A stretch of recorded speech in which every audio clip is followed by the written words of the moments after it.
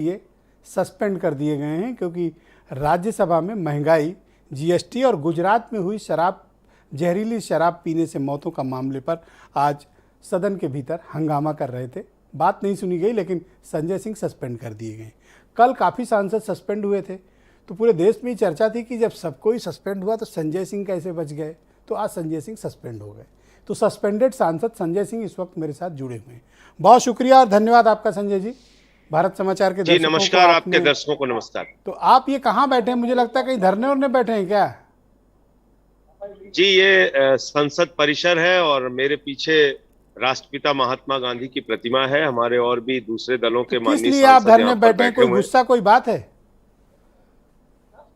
नहीं, गुस्सा और बात का सवाल नहीं है। इस देश के संसद में अगर 55 लोग जहरीली शराब पीने से गुजरात में मर गए और कल से मैं लगातार चर्चा की मांग कर रहा हूं, प्रधानमंत्री जी भी गुजरात से हैं, गृह मंत्री जी भी गुजरात से हैं, सदन में कोई चर्चा करने के लिए तैयार नहीं।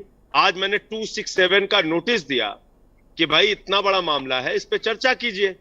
चर्चा करने के लिए तैयार नहीं और ऊपर से मुझे सस्पेंड अलग से कर दिया। इसी तरीके से दूसरे दलों के सांसद कल महंगाई के सवाल पे और बाकी सवालों पे सदन के अंदर नारे लगा रहे थे, उनको सस्पेंड कर दिया। तो पूरे विपक्ष को आप सस्पेंड करके बाहर कर दीजिए। जब आप सस्पेंड कर दिए गए तो घर जाइए ना, धरने पे क्यों बैठ गए हैं आप? धरने पर बैठना हमारा लोकतांत्रिक अधिकार है ब्रजेश जी, और अगर सदन के अंदर हमारी बात नहीं सुनी जा रही है तो सदन के बाहर हम अपनी बात कहेंगे। यहाँ मीडिया के लोग हैं, यहाँ पर बहुत सारे सांसद हमारे विपक्षी दलों के भी आते हैं, सत्ता पक्ष के लोग इधर से गुजरते हैं तो हम लोग कुछ नारे लगा लेते हैं। किसी तरीके से उन तक तो हमारी बात पहुंचे और कल सुबह जब संसद चलेगी तो फिर से मसला उठेगा। आप बताइए, देश के एक हिस्से में 55 लोगों की जान चली जाती है और एक सांसद होके मैं सदन में वो मामला नहीं उठा सकता।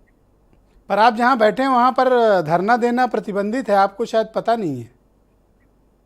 नहीं, मुझे सब पता है, बिल्कुल अक्षरशः पता है, लेकिन ब्रजेश जी मुझे ये भी पता है कि मैं इस सदन में सोने के लिए नहीं आया हूं।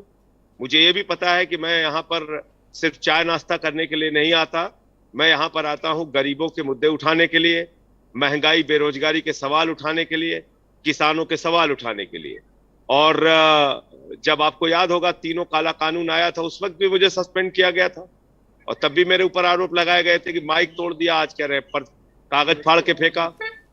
तो आप ऐसा करते क्यों हैं भाई? सदन में गरिमापूर्ण आचरण होना चाहिए। बिल्कुल होना चाहिए। गरिमापूर्ण आचरण कौन करेगा? क्या गरिमापूर्ण आचरण सरकार का है कि विपक्ष के इतने लोग बाकायदा संसद के नियम के तहत चर्चा की मांग कर रहे हैं, वो कोई चर्चा करने के लिए तैयार नहीं है। एक ऐसी सरकार चल रही है जो कह रही है कि जो सांसद निलंबित है वो हमसे माफी मांगे। वाह भाई, आप इस देश में महंगाई आसमान पे पहुंचा देंगे, आप माफी नहीं मांगेंगे। आप पूंजीपतियों का 11 लाख करोड़ रुपए माफ कर देंगे, आप माफी नहीं मांगेंगे। आप एक व्यक्ति अडानी को, अकेले एक व्यक्ति को 2.5 लाख करोड़ रुपए का लोन देंगे, आप माफी नहीं मांगेंगे। आप गुजरात में 55 लोगों की जान ले लेंगे जहरीली शराब पिलाकर, आप माफी नहीं मांगेंगे।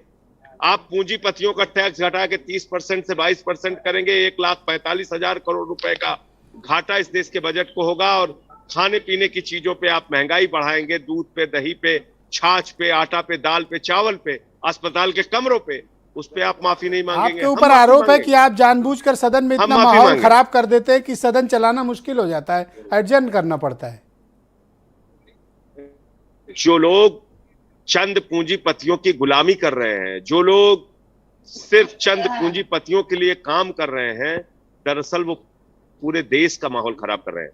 ब्रजेश जी, आपके माध्यम से इस देश को मैं जानकारी देना चाहूंगा कि आज डॉलर अगर 80 रुपए का हुआ है तो इसका सबसे बड़ा घाटा किसको है और सबसे बड़ा मुनाफा किसको है? मुनाफा है उन काला धन वालों का जिन्होंने डॉलर में अपना रुपया विदेशों में जमा कर रखा है, और घाटा है हिंदुस्तान की जनता का, क्योंकि जो भी हम आयात करते हैं विदेश से डॉलर में, वो महंगा हो गया और हिंदुस्तान में भी महंगाई बढ़ेगी।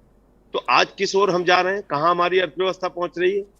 क्या आप सिर्फ गरीब आदमी के ऊपर टैक्स पे टैक्स लाद कर इस देश की अर्थव्यवस्था चला सकते हैं? सदन की पीठ पे चढ़ जाइएगा, तख्ती लेके प्रदर्शन करिएगा। लोकतंत्र में और क्या तरीका है अपनी बात कहने का? सड़क पे आंदोलन करते हैं तो 23 मुकदमा बाबा जी कर देते हैं उत्तर प्रदेश में। दिल्ली में हमारे सरकार के खिलाफ रोज ईडी सीबीआई दिल्ली पुलिस खाली बैठी है मुकदमे करने के लिए। सदन में आवाज उठाते हैं तो सस्पेंड करके बाहर कर देते हैं। तो कहां जाएं हम लोग, बताइए। तो कब तक ऐसे बैठे रहिएगा? घर जाइए। नहीं, घर जाने का तो सवाल नहीं है, ये तो सामूहिक फैसला है। हमारे बाकी जो सांसद हैं जो सस्पेंड हुए हैं दूसरे दलों के भी, आप चाहेंगे तो मैं उनका वीडियो भी दिखा सकता हूं। हाँ दिखाइए ना जरा, हम लोग भी तो देखें कौन कौन बैठा हुआ है। ये देखिए, ये टीएमसी के सांसद हैं हमारे अबीर। हाँ दिख तो रहे हैं। ये टीएमसी के सांसद हैं। ये सांसद हैं सीपीएम सीपीआई। अरे सर रात हो गई है, घर जाओ सर, आराम से खाना पीना खाओ, सो घर पे सर। ये सारे कहाँ यहाँ बैठे सांसद रहोगे? सीपीएम सीपीआई टीएमसी डीएमके सारी पार्टियों के सांसद हैं। तो सर रात हो गई है, घर जाओ आराम करो, सुबह फिर आ जाना। आराम करने के लिए भाजपा वाले हैं, कोई दिक्कत नहीं है, उनको आराम करने दीजिए। तो आपकी डिमांड क्या है? सस्पेंशन वापसी?